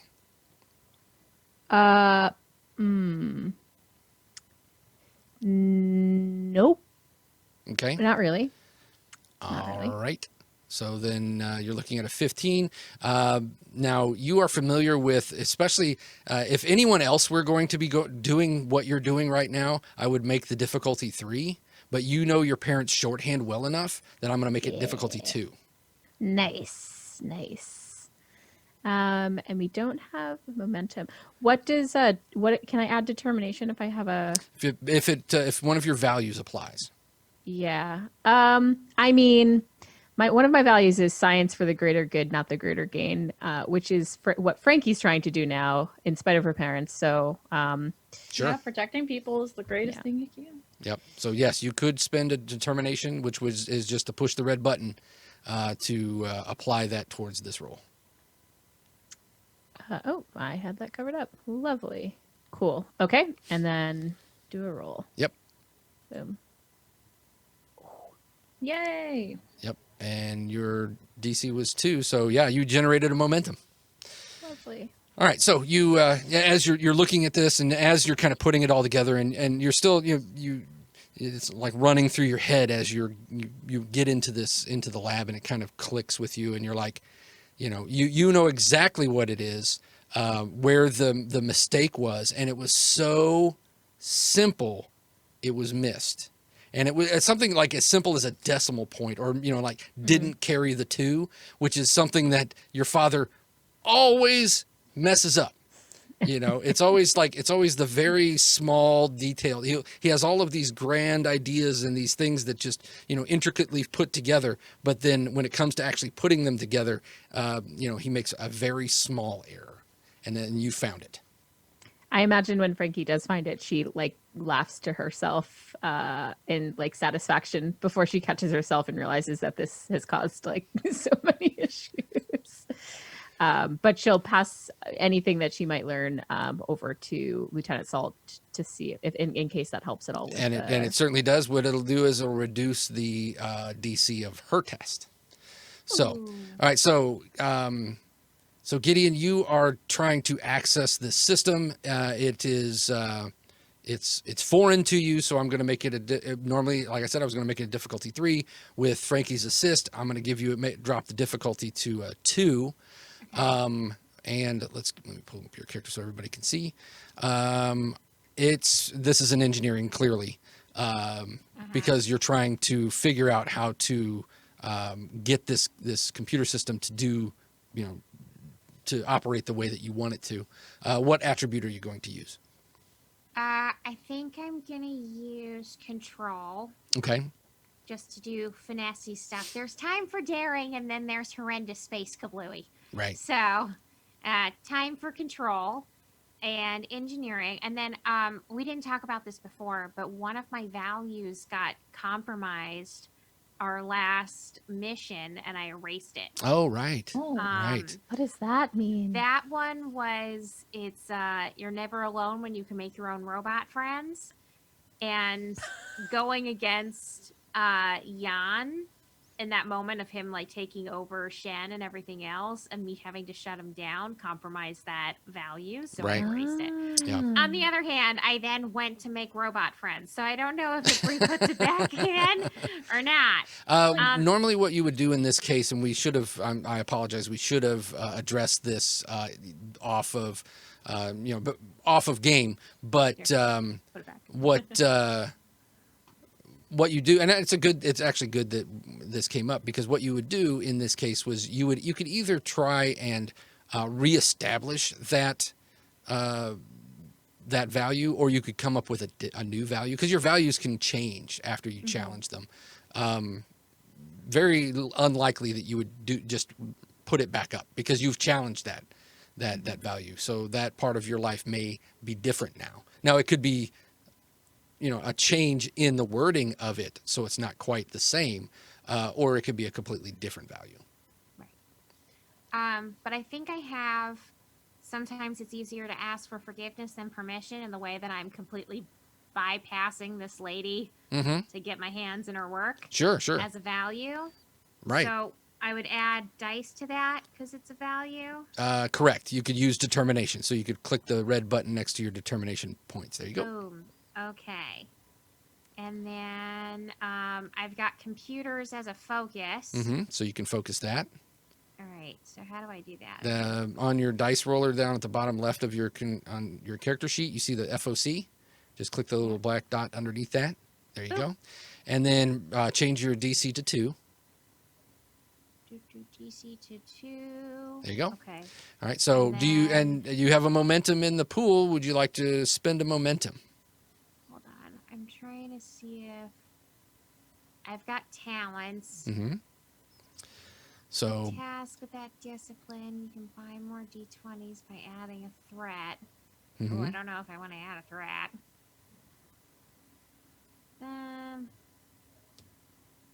Well, you know what? You're capped out, so I guess I can.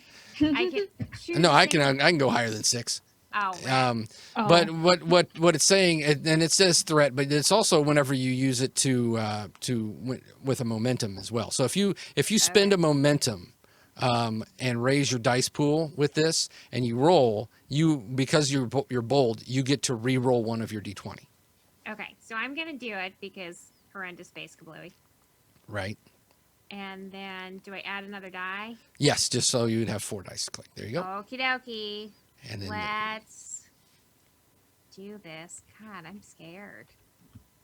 And then I hit. God, what do I do? the red button next to focus. Oh, There you go. 6 successes. So you generated 4 momentum. All right. So as you're working on this and you're getting the computer system, you lock into the computer system. You're digging deep into the guts of the programming to figure out how to try and shut this off. And you realize that with what you've done, you have access to the system. You've hacked the system now, and you're looking for like safety shutoff valves or just anything you can start to do. This is actually going to be an extended test because so you generated that momentum. That momentum is going to go into play into this extended test. What happens next is Mers, you pull out your communicator to notify the ship, correct? Okay. So you pull out the communicator and you're not getting a signal. Great. And, All right. and that's when you hear something behind you. Oh. And you hear, oh, communicators don't work in here. All right, let's look at this boyo, this man. Oh, dreamy. And you see All him, right. he's standing there and he has a disruptor in his hand. He says, Commander, I would suggest you go over by your friends. Chazin, I presume. That's me. Charmed. And he will slowly go over there.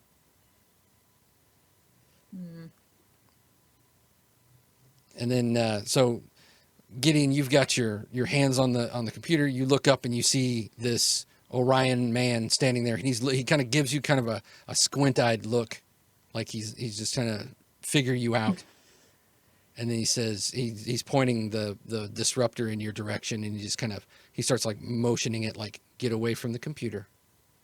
Kujera is going to step in front of Salt and Carmichael and say, if you don't want this planet to basically explode, you'll let them keep doing what they're doing. He smiles and he says, that just makes the mining easier. Then all I have to do is scoop it up. No, that's not it at all. Everything's going to be obliterated. Like, you're not going to have anything to mine. yeah. Really big kablooey. Particles. We're talking about particles. it's exponentially harder. I guess it's just a matter of time, then we will see. If it's harder to mine particles, you can look up the studies right now. All right, he looks over at Felicity and says, "What do you say, Doctor?" And she looks over at Gideon, and she looks over back to him and says, "She's right. Of course." Solid core. Boom. Popcorn. Just Gideon like snoring, explaining this with like a phaser. All right. Matters Gideon really good. she's not phased by that. All right. And then Fraser says, "Oh yeah. It's like I said, solid core. So you didn't tell us this place had a solid core." Shazin's like, "I don't even know what that means." Obviously. So this place is gonna blow up. Like, Uh-huh. Yes. he turns and runs. Incredible. Great. Love a coward. That's part of my people there. Totally absorbed with their looks. You can't. Can't be handsome when you're particles. Popcorn! And she's going to go back to typing. All right. So the extended test of this, it's going to essentially take the entire entirety of the end of this episode. So what we're going to do is Fraser and Felicity are going to assist Gideon on the next step, because they're like, no, the access, they start giving you like passwords and like shortcuts through their computer system to help you access what you're looking for. Felicity will do that. Fraser says take that back. Fraser says he'll help you, is helping Gideon. Felicity looks at Frankie and says, "We need to go into the emitter and start reversing the dynamics. Otherwise, and point it the other direction. That has to be physically done." All right, Kujera will do it. Yeah, how many of us? All of us? As many as we can spare. Okay. I mean, yeah, the three of us. All right, so we're going to end this on an extended task. So what that means is the overloading emitters. We are going to have... what I'll start off with is Fraser is going to assist, and then Felicity's going to assist. This is to Gideon, so I'm going to go ahead and just roll that straight up. All right, that's 1. That's 2. So Gideon, you're going to get 2 bonus successes onto your test. Your difficulty is 3. Oh, boy. And you are going... Yeah, so let's start with that. So starting with your engineering, what stat are you going to use with it? I'm going to stick with control. Okay. So engineering and control, difficulty 3. Uh-huh. And... Oh, we got bits. Oh, looks like you got 2 momentum from chat. Awesome. So I'm gonna use... we cap out at 6, right? Not with... well, yes, but the chat just gave you 2, so you can actually go over 6 if you okay. succeed here. All right, so I'm gonna add. I'm gonna use 2, guys, Okay. and let's see. I have permission now, so forgiveness is out in values. I don't think I have a value that directly relates to this anymore. Perfection is meaningless and nothing is beyond improving is one of them. Let's go with that. Okay. I'll do focus. And boom. All right, so 5 successes. So you generated 2 momentum on this roll. Yay! Okay, so the way it works is you get, it's 2 plus what discipline did you use? So you get to roll 5d6, and we're looking for, this is to generate your work effort basically.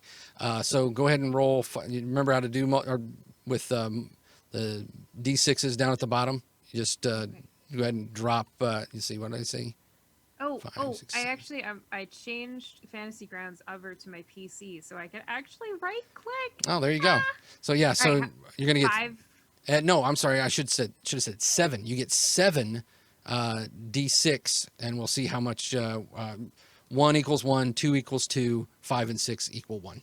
So Okay, so hold on. I will roll, I guess 5 and then 2. you can. I mean, you should be able to put 7 in your hand with right clicks. Hold on. It like pops up a little wheel of like 2, 3, 4, 5, and then it goes from 5 to 10. Oh, if you hold left click and hold, and you're right clicking. So, oh, I see. Yeah. So that's 5, 6, 7. There you go. Boom. Oh, you rolled 20. You need 6-siders, not 20-siders. Whoops. 2, 3, 4, 5, 6. Right? That's 7. Boom. There you go. All right, so 6, 5, 6, and another 6. So you generated you generated 4 work, which you need 10 to take this down a notch. For each momentum spent, you can add another point of work. So you need 10. I don't know if I can. Let me see if I can share this. Oh yeah, I can. So essentially, what you're looking for is you're trying to work off 10 dots. And then every time you work off 10 dots, then your magnitude drops by 1. So you got to go through this track 4 times to get this job done. Unless what they deem is you generated how many momentum on that? I think 2. I added them already. So we're back up to 6. Okay. So you generated 4. I think you need 5 for a breakthrough. So if you spend a point of momentum, I'll give you a breakthrough, which means you drop your magnitude down. There you go. All right, so there you go. So you got a breakthrough, that'll drop your magnitude down. All right, so now, I'm sorry, not your magnitude, but your difficulty. Breakthroughs drop your difficulty. Okay, so so you have mechanics. Essentially, now what Gideon just did really helped out a lot, and to make the next job easier. That's what that was. So now it's Frankie and Kujera. Kujera, I'm assuming you're going to assist Frankie because this is going to be a science or engineering role. Okay. I was hoping it was like heavy lifting or something. You could, well, I'll tell you what, you can actually, if you want to apply a different skill, you can. Just let me know how it's working out. So if you want like heavy lifting, how does that apply? I mean, not really. No, it can. I'm just saying. Well, I mean, my science is actually a 4. So if I can assist in science, actually, if science helps. Yeah. So what would it be? Science and reasoning, maybe? Yeah. If that's you're trying to help figure out a puzzle. Yeah. Just make sure you change your number of dice to 1 because that's an assist. Yeah.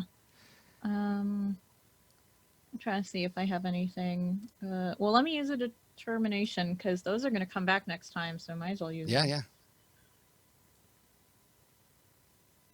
And yeah, I don't think I have anything else that'll really, unless team dynamics. Yeah, it does. So that'll focus. Okay. Yeah. Cool. All right, let's go. There you go. 4 successes. So you don't generate momentum. You just apply those successes to Frankie's roll. Awesome. Frankie, you can do it. All right. So Okay. Frankie, you are going with, this is going to be engineering or science, your choice. I'll go engineering just for the fun of it. Okay. Engineering and just to show off for Gideon, really. Her friend. Right. Uh, Engineering and control, I suppose. Okay, you're being very precise I don't about have it. any focuses here, unfortunately. Okay. Again. Okay. Just proving your mom wrong. Yeah, that's a a value. that's a focus, right? All right. So your difficulty is DC 2. All right. Do you want to spend any momentum on this roll? Yes, right. Okay. Definitely so. Okay. One is this is adding more dice? Correct.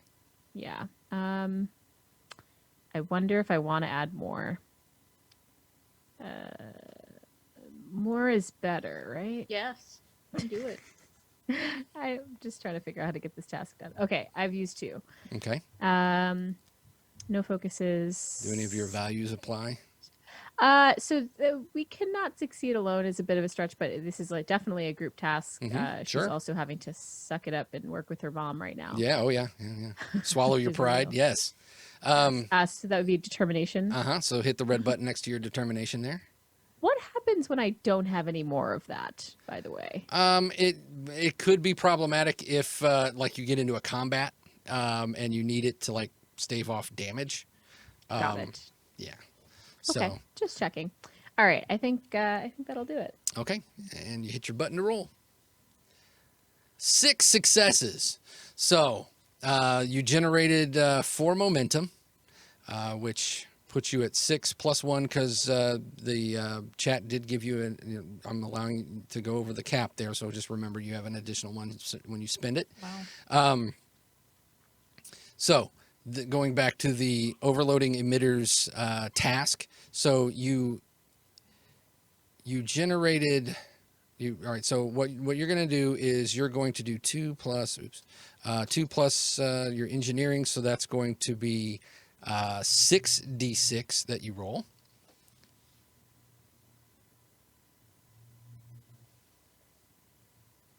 Uh, 6. There you go. All right. So 5 counts as 1, 6 counts as 1, and then the 1 counts as 1. So you've done 3 points of work. If you spend 2 momentum, that'll make it that'll make it up to 5. That'll fill the work effort, essentially dropping the magnitude by 1 and also giving you a breakthrough, which would decrease the difficulty. Yes. Okay. So you're So can I just do the 1 because we're technically 1 over at 7? correct. Yes. You can do it that way. There you go. Lovely. So you have done 5. So you've filled up the work effort, which drops the magnitude by 1. You got a breakthrough, which drops the difficulty by 1. Actually, okay. It actually has a resistance of 2. I haven't been factoring that in, so that's my bad. So we'll disregard that. So for the purposes of this, right now you've completely filled up the work. It's just a matter of time now. Very likely you're going to get this under control. And because we are at time, we will just say that it slowly reverses. And what it ends up doing is the kinetic energy, instead of building up below, starts emitting up out of the atmosphere, causing a rather pretty effect in the stratosphere. And it so it's essentially it's alleviating this built up pressure. So Do we all stand out and watch that pretty like an aurora borealis? right, and that is as you're standing there. The Carmichaels are standing out. They walk out with you, and you're like out on this like balcony, and you can see this effect going on. And you don't other than like a light beam of light going straight up, almost like a beacon going straight up in the air. Then it just like is like refracting off of the atmosphere, causing this like really pretty effect. And everybody's just kind of standing there and looking at it. And what you see at the very end is off in the distance, you see what appears to be either a single person or a very small spacecraft take off and fly away. And that's where we'll end it for this mission. Nice. All righty. Yep. So let's now that we're at the end of the session, let's go around and tell everyone where we can be found. We'll go in rank order as always, and we'll start with Commander Mers. Hi, I'm Rihanna. I've been playing Commander Mers. You can find me at DIY Ferret on like everything. I just started a new campaign with the Venture Maidens. It's a really scary Halloween one based on Empire of Ghouls, which is a Kobold Press book.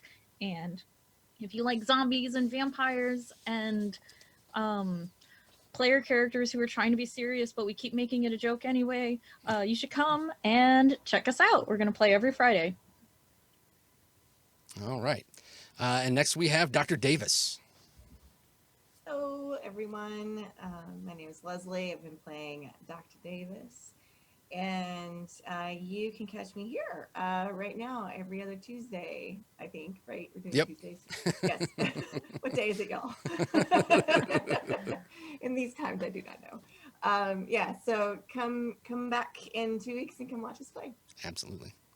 And then next we have Lieutenant Salt. Hi, my name is Morgan. I've been playing Gideon. I'm so happy to be back playing with her. I love this character and I love playing with all of you guys. You can find me on Twitter at ThistleRaven. You can also find me on the Taking Initiative 5e Actual Play podcast. You can find that on Twitter at TI_pod. You can find the podcast at anywhere you can find podcasts, Spotify, etc. We're in our second season right now, dipping into some serious character backstory in Storm King's Thunder. Love if you guys could listen along. And quick plug on somewhat related stuff that's going on in the world. Check to see if you guys are registered to vote. If you're not registered to vote, you can check if your voter registration needs to be updated. I know that the deadline for that in New York, where I live, just passed, but it's different for every state. If you've applied for an absentee ballot, you can see what the status is on most states. You can search like absentee ballot status, and you can track the status of your absentee, whether you've sent it. If you live in Brooklyn, double check to make sure that your absentee ballot actually matches the address, because there was a whoopsie. And just, if you're going to vote, make a plan to how you want to vote and stick to it. It's my plug. It's going to be my plug until November 3rd. Yeah, absolutely. And last but not least, we have Lieutenant Carmichael. Hi, I'm Brittany Leonagay. I've been playing Lieutenant Francine Carmichael. So I'm so tired after all of that. That was a real journey. So good. What else? You can find me on Twitter at Brittany Lee. You can also find me on the D20 Dames podcast. We just released our season 3 finale today. Don't let that stop you from listening to all the other stuff before that. If you want to start at the beginning of season 3, I would highly recommend that. You can find us at d20dames.com or on Twitter at d20dames. You can also find me on Facebook, streaming occasionally at fb.gg/BrittanyGames. I have been playing Spellbreak. I am very bad, but I love it. Yeah, that's me. And I will also echo the please vote plug. Yeah, absolutely. And I'm Eric. I'm the GM of this. Also, we are going to be starting up another Conan live stream, which will be going the opposite Tuesdays of Star Trek. So every Tuesday we will have something on this channel. And I'm also the GM of the Resting Glitch Face Shadowrun podcast. So thank you all for joining us, and we will catch up with you in 2 weeks. Thank you, everyone. Good night.